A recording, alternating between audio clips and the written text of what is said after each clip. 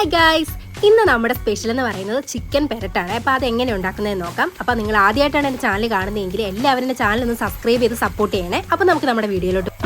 അപ്പം നമ്മൾ അതിന് വേണ്ടിയിട്ട് നമ്മൾ ചിക്കൻ എടുത്തിട്ടുണ്ട്. അപ്പോൾ ഒരു 2 കിലോ ആണെന്ന് തോന്നുന്നു, എത്രയാണെന്ന് എനിക്കറിയില്ല, എത്രയോ ചിക്കൻ എടുത്തിട്ടുണ്ട്. അപ്പം ചിക്കനിലേക്ക് നമുക്ക് 1 സ്പൂൺ മുളക് പൊടി ഇട്ട് കൊടുക്കാം. നിങ്ങളുടെ എരിവിനനുസരിച്ച് നിങ്ങൾക്ക് മുളക് പൊടി ആഡ് ചെയ്ത് കൊടുക്കാവേ. അപ്പോൾ ഞാൻ 1 സ്പൂണാണ് ഇട്ട് കൊടുക്കുന്നത്. ആ സ്പൂണിൽ തന്നെ നമ്മൾ 1 സ്പൂൺ മല്ലിപ്പൊടി ഇട്ട് കൊടുക്കുന്നുണ്ട്. അതിൻ്റെ കൂടെ തന്നെ 1 സ്പൂൺ നമ്മുടെ ചിക്കൻ മസാല ഇട്ട് കൊടുക്കുന്നുണ്ട്. ചിക്കൻ മസാല ഞാൻ ഈസ്റ്റേണിൻ്റെ ചിക്കൻ മസാലയാണ് എടുക്കുന്നത്. എനിക്കത് ഭയങ്കര ഇഷ്ടമാണ് കേട്ടോ. പിന്നെ നമുക്ക് അതിന് ആവശ്യത്തിനുള്ള ഉപ്പും കൂടെ ആഡ് ചെയ്തിട്ട് നമുക്ക് നന്നായിട്ട് ഇതിനൊന്ന് മിക്സ് ചെയ്തെടുക്കണം. എന്നിട്ട് നമുക്ക് മിക്സ് ചെയ്തിട്ട് ഒരു 10-15 മിനിറ്റ് വെക്കാം. അപ്പോൾ നമ്മുടെ ഈ ചിക്കനിലേക്ക് നമ്മുടെ ഈ മസാലയൊക്കെ ഇങ്ങനെ പിടിക്കും. അപ്പോൾ നല്ല ടേസ്റ്റ് ആയിരിക്കും. അപ്പോൾ ഇതേ നമ്മുടെ ചിക്കൻ നേടെ ഇങ്ങനെ പെരട്ടി നമ്മൾ വെച്ചിട്ടുണ്ട്. അപ്പം ഈ ചിക്കൻ പെരട്ടി വെക്കുന്നതിന് മുമ്പ് ഞാനൊരു കാര്യം മറന്നുപോയി. നമുക്ക് അതിനകത്തേക്ക് ഇഞ്ചിയും വെളുത്തുള്ളി പേസ്റ്റും കൂടെ നമുക്ക് ആഡ് ചെയ്തിട്ട് ഇതിനെ നന്നായിട്ടൊന്ന് മിക്സ് ചെയ്യാം. അപ്പം ഇത് നമ്മൾ നന്നായിട്ട് മിക്സ് ചെയ്ത് വെക്കുമ്പോഴേക്കും നമ്മുടെ ആ ചിക്കനിലേക്ക് നമ്മുടെ ഈ മസാലയെല്ലാം പിടിച്ച് കഴിയുമ്പോഴത്തേനും നല്ല ടേസ്റ്റ് ആയിരിക്കും കേട്ടോ കഴിക്കാനായിട്ട്. അപ്പം നമ്മൾ ഈ ചിക്കൻ വറക്കാതെ ആയിട്ടോ ഉണ്ടാക്കുന്നത്. അപ്പം അതുകൊണ്ട് തന്നെ നമ്മൾ നല്ല ചിക്കനൊക്കെ ആയിട്ട് ഇവിടെ സെറ്റാക്കി വെച്ചിട്ടുണ്ട്. അപ്പോൾ ഞാൻ നോക്കുമ്പോഴത്തേനും ഒരു എല്ല് ഇങ്ങനെ ഇതായിട്ട് നിൽക്കുന്നത്. അപ്പോൾ തന്നെ ഞാൻ അതിനെ കമത്തി വെച്ചു. അപ്പോൾ നമ്മുടെ ചിക്കൻ ഇവിടെ സെറ്റാക്കി വെച്ചിട്ടുണ്ട്. അപ്പോൾ ഇനി നമുക്ക് നമ്മുടെ ബാക്കിയുള്ള മസാലയൊക്കെ റെഡിയാക്കി എടുക്കാം. അതിന് വേണ്ടിയിട്ട് നമ്മൾ പാന് അടുപ്പത്ത് വെച്ചിട്ടുണ്ട്. അതിലേക്ക് എണ്ണ ആവശ്യത്തിന് ഒഴിച്ചു കൊടുത്തു. ഇനി നമുക്ക് കടുക് ഇട്ട് കൊടുക്കാവേ. കടുക് എനിക്ക് പണ്ടേ വീക്ക്നെസ് ഒക്കെ ഉണ്ട്. എന്തുമാത്രം കടുക് ഞാൻ ഇട്ടിരിക്കുന്നത് നോക്കിക്കേ. ഇനി നമുക്ക് അതിലേക്ക് എന്തായിട്ട് കൊടുക്കണം. അപ്പോൾ കടുക് നന്നായിട്ട് പൊട്ടണേ. നമ്മൾ പൊട്ടി കഴിയുമ്പോഴത്തേക്ക് നമുക്ക് കറുവാപ്പട്ടയില്ലേ, കറുവാപ്പട്ടയോ നമുക്ക് പിന്നെ കുറച്ച് പെരിഞ്ചീരകം അതൊക്കെ ഇടാം. അപ്പോൾ പെരിഞ്ചീരകം കണ്ടില്ല, അതുകൊണ്ട് ഞാൻ കറുവാപ്പട്ട മാത്രം ഇട്ട് അഡ്ജസ്റ്റ് ചെയ്തേ. അപ്പോൾ നമ്മൾ കറുവാപ്പട്ടയും കൂടി ഇട്ടിട്ട് നമ്മൾ അതിൻ്റെ പച്ചമണം മാറുന്ന വരെ ഒന്ന് വെയിറ്റ് ചെയ്യാം. ഇനി അതിലേക്ക് നമുക്ക് എന്താ ആഡ് ചെയ്യേണ്ടതെന്ന് വെച്ച് കഴിഞ്ഞാൽ നമ്മൾ സവോള അരിഞ്ഞ് വെച്ചിരിക്കുന്നത് നമുക്ക് ആഡ് ചെയ്ത് കൊടുക്കാം. അപ്പം നമ്മുടെ സവോള എന്ന് പറയുന്നത് നമ്മളൊരു 4-5 സവോള എടുത്തിട്ടുണ്ട്. നല്ല ഗ്രേവിയുള്ള കറിയാണ് ഞങ്ങളുടെ വീട്ടിൽ എല്ലാവർക്കും ഇഷ്ടം. അപ്പോൾ അതുകൊണ്ട് തന്നെ നമ്മൾ ഗ്രേവിക്ക് വേണ്ടിയിട്ട് ഒരു മീഡിയം വലിപ്പമുള്ളൊരു 4-5 സവോളയാണ് എടുത്തിരിക്കുന്നത്. നിങ്ങൾക്ക് സവോള ഒരുപാട് ചേർക്കുന്ന ഇഷ്ടമല്ലെന്നുണ്ടെങ്കിൽ ചേർക്കണ്ട, നിങ്ങളുടെ ആവശ്യത്തിന് മാത്രം ചേർത്താൽ മതി. അപ്പം ഞങ്ങൾ ഒത്തിരി ഗ്രേവി വേണ്ടതുകൊണ്ട് ഞങ്ങൾ സവോള ഇവിടെ ചേർത്തിട്ടുണ്ട്. ഇനി നമുക്കിത് നമുക്ക് വഴന്ന് വരാൻ വേണ്ടിയിട്ട് നമുക്കൊന്ന് വെയിറ്റ് ചെയ്ത് കൊടുക്കാവേ. നമ്മൾ പണ്ടൊക്കെ ഇങ്ങനെ പറഞ്ഞു കേട്ടിട്ടില്ലേ, ഉപ്പ് നമ്മൾ പെട്ടെന്ന് ഇടുകയാണെന്നുണ്ടെങ്കിൽ നമ്മുടെ മസാലയിലല്ലോ നമ്മുടെ സവോള പെട്ടെന്ന് വഴന്ന് കിട്ടുമെന്നൊക്കെ ഇങ്ങനെ പണ്ട് അമ്മയൊക്കെ പറയുമായിരുന്നു. അപ്പോൾ അതുപോലെ തന്നെ നമുക്ക് ആ ഒരു മാർഗ്ഗം നമുക്ക് സ്വീകരിക്കാം. നമുക്ക് ആവശ്യത്തിനല്ല, നമ്മൾ ഓൾറെഡി നമ്മുടെ മുളകിലല്ലോ ചിക്കനിൽ നമ്മൾ ഉപ്പിട്ടിട്ടുണ്ട്. അപ്പോൾ അതനുസരിച്ച് വേണം നമ്മുടെ ഈ മസാലയിലേക്ക് നമ്മൾ ഉപ്പ് ആഡ് ചെയ്ത് കൊടുക്കാൻ വേണ്ടിയിട്ട്. അപ്പോൾ നമുക്ക് നമ്മുടെ മസാലയ്ക്ക് വേണ്ടിയിട്ടുള്ള മാത്രം നമുക്ക് ഉപ്പ് ആഡ് ചെയ്ത് കൊടുക്കാവേ. അപ്പോൾ ഇതിൻ്റെ ഇത്തിരി ഉപ്പിട്ട് കൊടുത്തിട്ടുണ്ട്.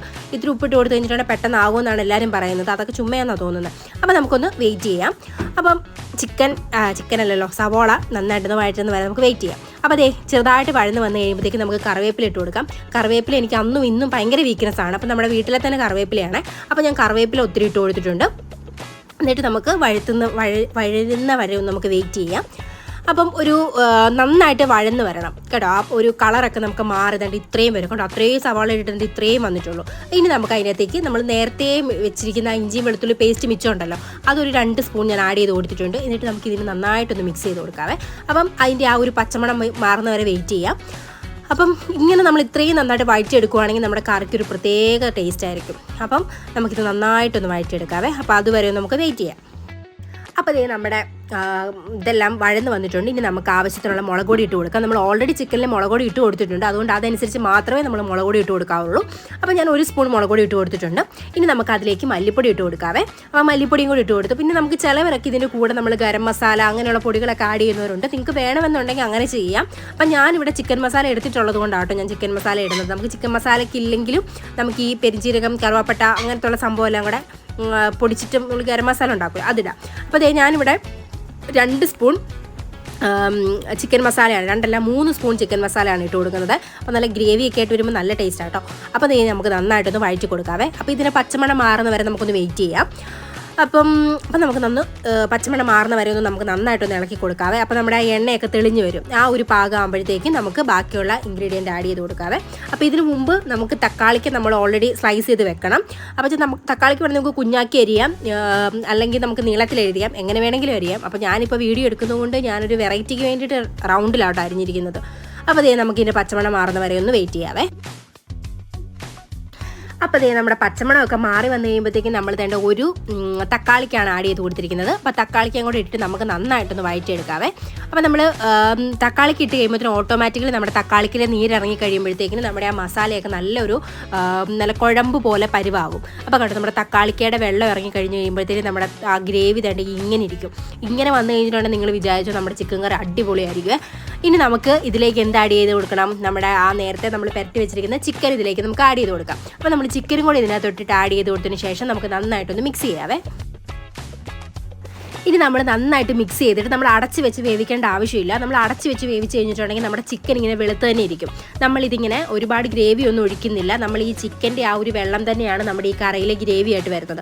അപ്പോൾ നമ്മൾ തുറന്ന് വെച്ച് തന്നെ നമ്മൾ അതിൻ്റെ ആ പാത്രത്തിൻ്റെ അടിയിൽ പിടിക്കാത്ത രീതിയിൽ നമ്മളിങ്ങനെ എങ്ങാനും അത് കരിയുന്നുണ്ടെന്ന് തോന്നുമ്പോൾ നമ്മളൊന്ന് ഇളക്കി ഇങ്ങനെ കണ്ട ഇപ്പോൾ ഞാൻ ഈ വീഡിയോയിൽ കാണിക്കുന്ന പോലെ നമ്മളിങ്ങനെ മുകളിൽ നിന്ന് ഇളക്കി ഇങ്ങനെ മുകളിലേക്ക് ആക്കിയിടുക. ഇങ്ങനെ ഇട്ട് കഴിയുമ്പോഴത്തേനും നമ്മുടെ ചിക്കൻ നല്ല ടേസ്റ്റ് ആയിരിക്കും കേട്ടോ. നമ്മളിങ്ങനെ തുറന്ന് വെച്ച് വേവിക്കുന്നതുകൊണ്ട് തന്നെ നമ്മുടെ അതിൻ്റെ വെള്ളം എല്ലാം വറ്റിപ്പോയി കഴിയുമ്പോഴത്തേനും നമുക്ക് ആ ഒരു വെള്ളത്തിൻ്റെ ടേസ്റ്റ് വരത്തില്ല.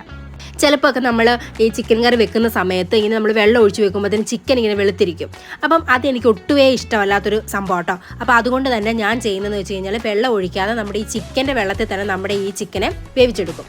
അപ്പം നല്ല ഗ്രേവി ആയിട്ടും നമ്മൾ ചിക്കൻ വറുത്തില്ലെങ്കിലും നമ്മുടെ ചിക്കൻ നല്ല അടിപൊളിയായിട്ടിരിക്കും. നമ്മൾ ചിക്കൻ വറുത്ത ചിക്കൻ കറി കൂട്ടുന്ന ആ ഒരു സെയിം ഫീലായിരിക്കും നമ്മളിത് കഴിക്കുമ്പോഴത്തേക്കിനുമേ.